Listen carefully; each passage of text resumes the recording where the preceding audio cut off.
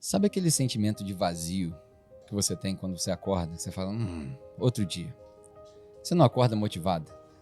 Você vai trabalhar, mas tá tudo bem no trabalho, tá tudo bem em casa. Aparentemente, porque se tá tudo bem em casa é sempre um truque. Tá tudo bem com a família, você não tem problema nenhum, mas ainda assim parece que tá faltando alguma coisa. Sabe esse sentimento? Eu acho que esse sentimento não tem nada a ver com o seu externo. Ele é totalmente interno.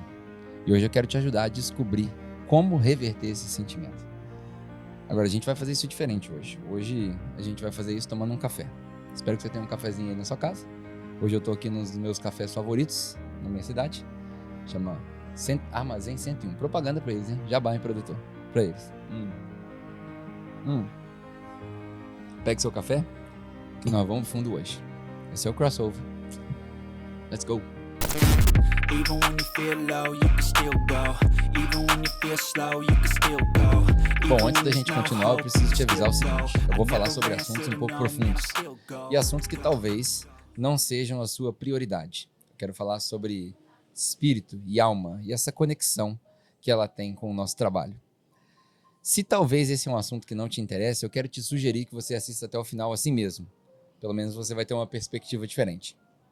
Se esse não for o caso, se te interessa o assunto, certamente você vai viajar muito comigo hoje, porque eu tenho muita coisa para falar. Vamos lá? Eu acredito que o ser humano ele é formado em camadas. A psicologia vai te apresentar uma ideia de corpo, alma, espírito, e eu não sou psicólogo e nem tenho qualificação para falar exatamente sobre esse assunto. O que eu tenho é experiência e bastante leitura. Mas eu cheguei numa conclusão de que o ser humano ele é formado por camadas. E essas camadas a gente consegue entender mais ou menos num quadrante. E o quadrante é assim. A primeira camada é a camada externa, a sua realidade física. Essa realidade física ela é formada pelo seu corpo, pele, músculo, cabelo, embora o meu já tenha uma falha nessa representação física, né? Mas enfim, tudo que é externo, que pode se ver, o quão alto você é, o quão forte você é, o quão magro ou gordo você é, enfim. Essa é a sua representação física.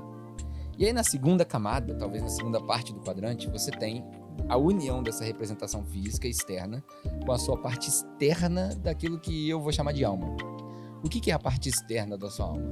É a parte tangível e visível daquilo que a gente pode perceber de você.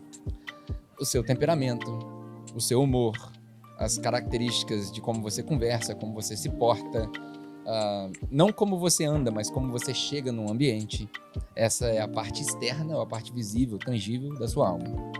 Do outro lado do quadrante, a gente tem a junção da sua parte metafísica. Sua parte metafísica está nesse miolo da alma e a junção daquilo que eu vou chamar de espírito. O espírito talvez vá mais próximo da sua origem do que a alma. A alma pode ser a representação das suas emoções, enquanto o espírito é o que dá origem às suas emoções. O espírito é a sua identidade e não a sua personalidade. Sabe, a gente faz testes de personalidade, como o Enneagram, DISC, Myers-Briggs e por aí vai. O espírito talvez seja aquilo por trás da sua personalidade. O espírito é o seu caráter, aquilo que você é quando ninguém está vendo, e não a sua reputação. O personagem que você pinta para que todos vejam. É a diferença entre espírito e alma. Esse quadrante, essas camadas, essas conexões formam o seu ser, a sua ontologia. Quem é você? Quem é de fato essa pessoa?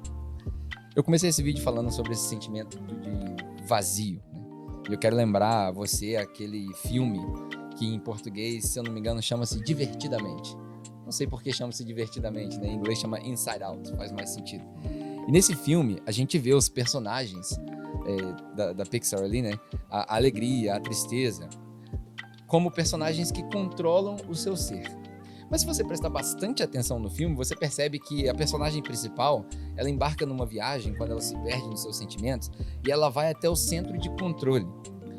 Isso me faz entender que as emoções não me controlam, mas as emoções são como que braços de um centro de comando que esse sim me controla.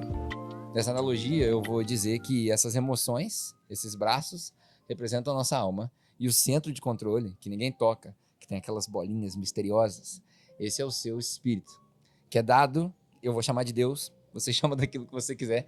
Esse espírito é dado para você, para o seu ser, para a sua ontologia, para ser revestido dessa camada externa física. Então a gente tem de um lado desse quadrante a área metafísica do seu ser e do outro lado do quadrante a sua área física do seu ser.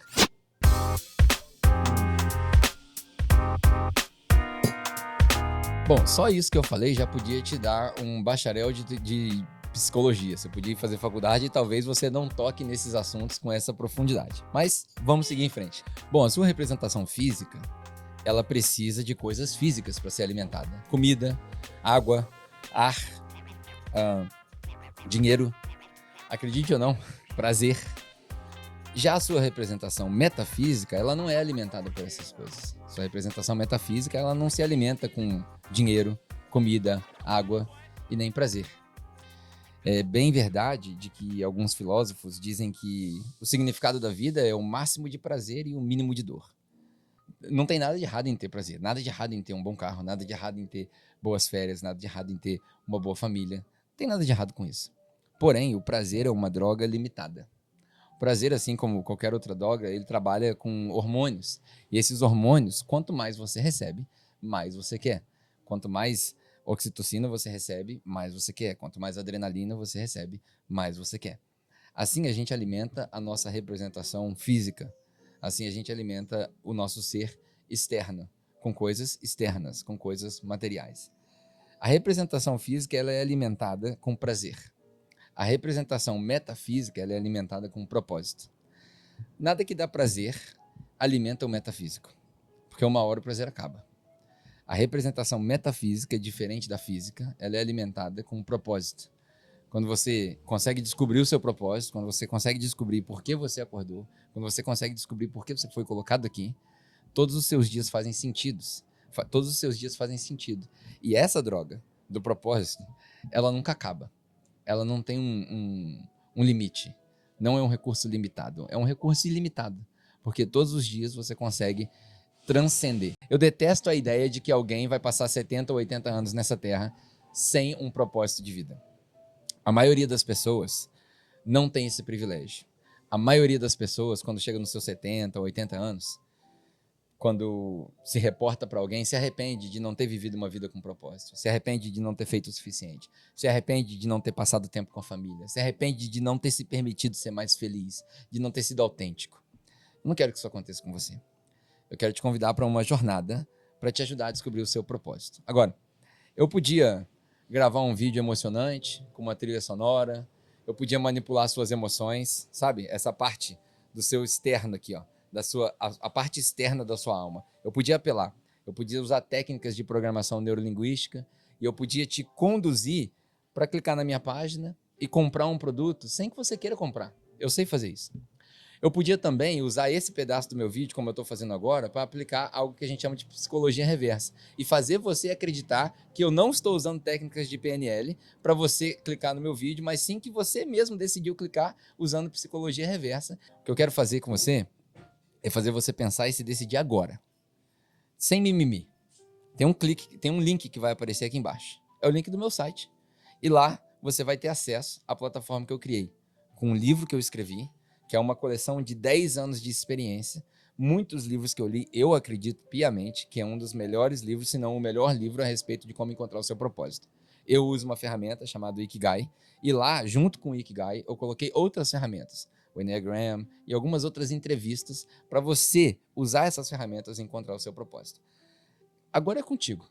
Eu não vou mais usar nenhuma técnica para te manipular. Se você quiser, você clica aqui, e aí clicando aqui você vai para o meu site. No meu site você vai ter acesso a essa plataforma e vai começar a jornada. Eu gostaria muito que você me mantivesse informado da sua jornada, porque se você encontrar o seu propósito, você passa a fazer parte do meu time, um time de pessoas com um propósito na vida.